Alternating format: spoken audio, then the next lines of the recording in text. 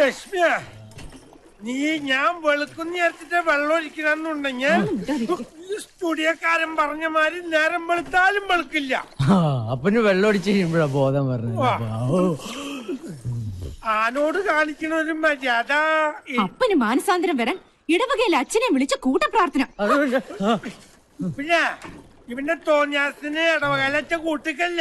അച്ഛനല്ലെങ്കിൽ എന്താ, ചെറിയ അച്ഛനുണ്ടായിരുന്നില്ലേ? ചെറിയ അച്ഛനല്ലേ അച്ഛനല്ലേ? 2 കുട്ടികളുടെ അച്ഛൻ. ആന്റി, ഞാൻ സോപ്പ് എടുക്കട്ടെ? പോത്തുകളെ ആരെങ്കിലും സോപ്പ് തേച്ച് കുളിപ്പിക്കാറുണ്ടോ മോളെ? അപ്പൊ നമ്മളെ പോത്തൊന്ന് വിളിക്കണു. അത് നിന്നല്ലടാ, അന്യ. അപ്പൊ ഞാനാരാ? നീ പോത്തും കുഞ്ഞ്. തലയിൽ വെള്ളം ഒഴിക്കില്ല കേട്ടോ, മുടിയില്ലാത്തതാ. വെള്ളം ഇറങ്ങും. വെള്ളം ഇറങ്ങാൻ വേണ്ടി തന്നെയാ. എന്തായാലും വേണ്ടില്ല. കുറെ കള്ളും കോഴിയും കിട്ടിയപ്പോ നിന്റെ അച്ഛന്റെ പരിഭവം മാറിയല്ലോ. മാറി. ഇവൻ നമ്മടെ മുത്തല്ലേ, അപ്പന്റെ വെളുത്ത മുത്ത. അതാണ് എന്റെ കർത്തപ്പൻ. പക്ഷേ ഓസ്ട്രേലിയയിൽ പോണ കാര്യം മാത്രം അമ്മയോടും മോനോടും അപ്പന് നോ യോജി നടക്കില്ല. അപ്പോഴായാലും ഇപ്പോഴായാലും അപ്പൻ പിടില്ല. കെട്ടിപ്പിടിച്ചിരുന്നു.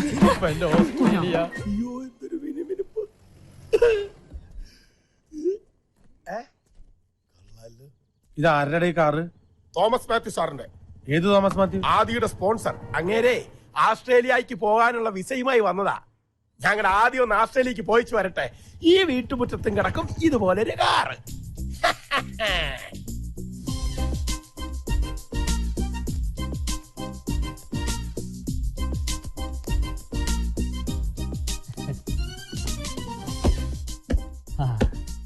ഞാൻ ഇങ്ങനെ ഒരു ഓഫർ തരുമ്പോ ഒരിക്കലും പ്രതീക്ഷിച്ചതല്ല ഇത്രയും പെട്ടെന്ന് ആദ്യത്തിന് 10 പേരെ സംഘടിപ്പിക്കാൻ കഴിയുമെന്ന്.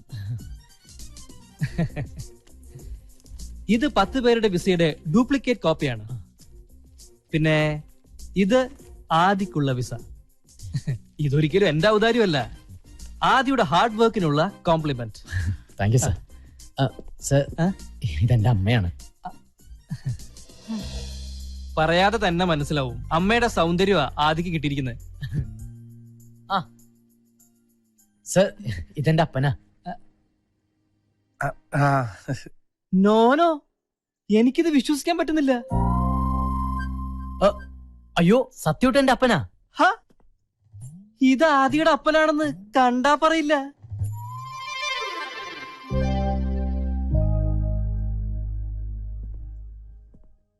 ഈ പ്രായത്തിൽ ഇത്രയും മുതിർന്ന മകനോ? ആദിയുടെ ഫാദർ വളരെ യങ് ആണ്.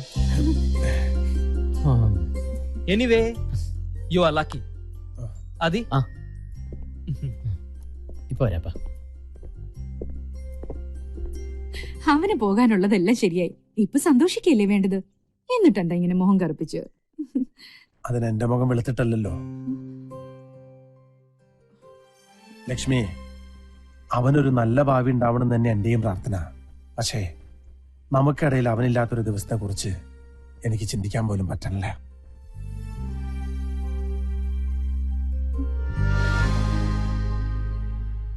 അപ്പൊ next Monday hotel white city.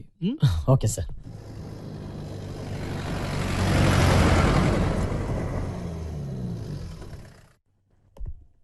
Good morning sir. Morning. One mister Thomas Matthew, room number 105. 1 second sir. Sorry sir, Thomas Matthew എന്നൊരാളിലൂടെ റൂം എടുത്തിട്ടില്ല.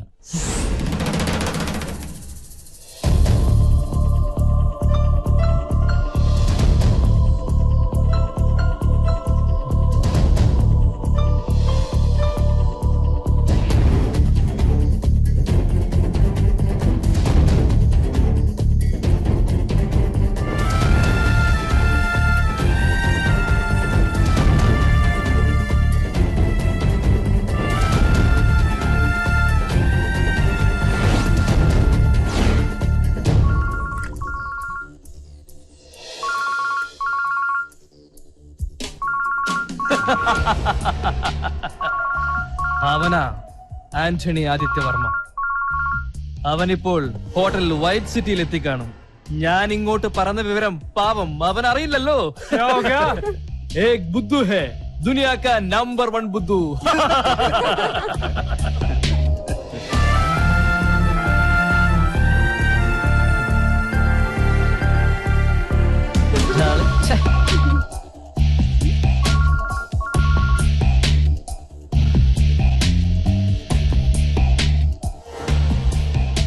ആന്റണി ആദിത്യവർമ്മ. ഗാവോ പിയോ മസ്സ കരോ.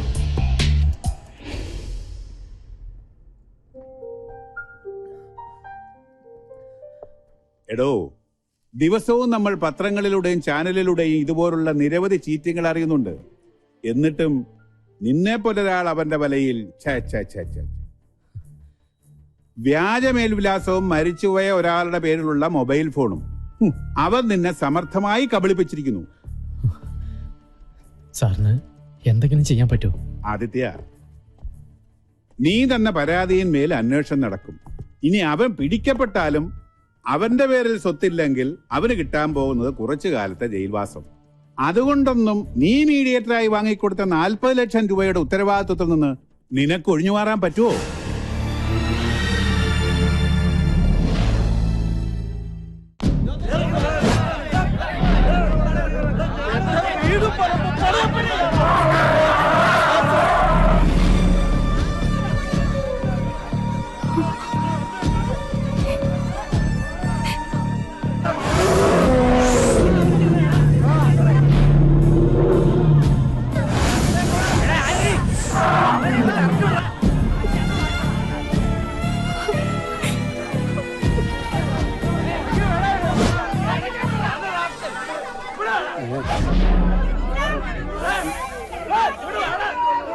കർത്താവേ, എന്റെ ലോറി ഇനി ആന്റണിയുടെ മുറ്റത്ത് കിടന്ന് അത് അപകടമാ.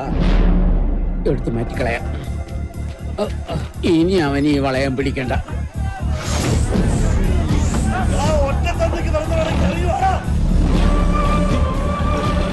ഞാനല്ലേ തെറ്റിയത്? അവരെന്നെ ശിക്ഷിച്ചോട്ടെ. അവരെന്തിനപ്പുറം അകത്തേക്ക് കേറി പോടാ. ഇനിയെങ്കിലും അപ്പം പറയണൊന്ന് കേക്കണ.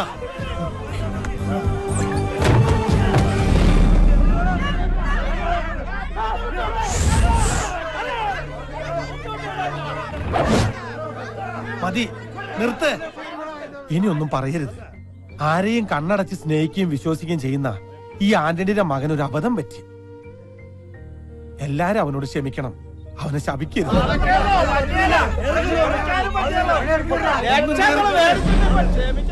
ഞാൻ പറയട്ടെ, കർത്താവിന് നിരക്കാത്ത ഒന്നും ഞാൻ എന്റെ കുടുംബം ചെയ്തിട്ടില്ല. ഈ വീടും സ്ഥലം വിറ്റിട്ട് ഞാൻ നിങ്ങളുടെ കാശ് തരും.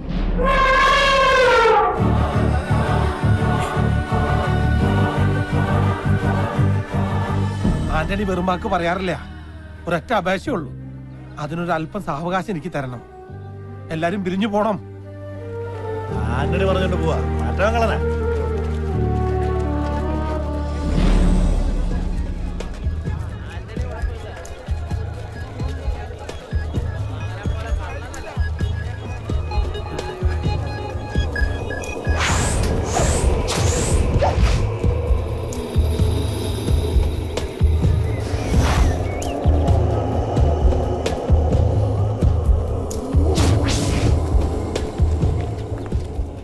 എവിടെയാടാ നിന്റെ മോൻ?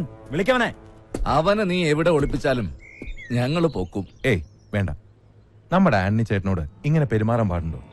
ഒന്നുമില്ലെങ്കിലും 5 കാശ് പ്രതിഫലം വാങ്ങാതെ നാട് റോഡിൽ വെച്ച് നല്ല നാടൻ പാട്ടും നാടൻ തല്ലും കാഴ്ചവെച്ച വലിയൊരു കലാകാരനാണ് ഇദ്ദേഹം. കലാകാരന്മാരെ ബഹുമാനിക്കണ്ടേ? ആദിത്യനെ കാണേണ്ട ആവശ്യം എനിക്കില്ല.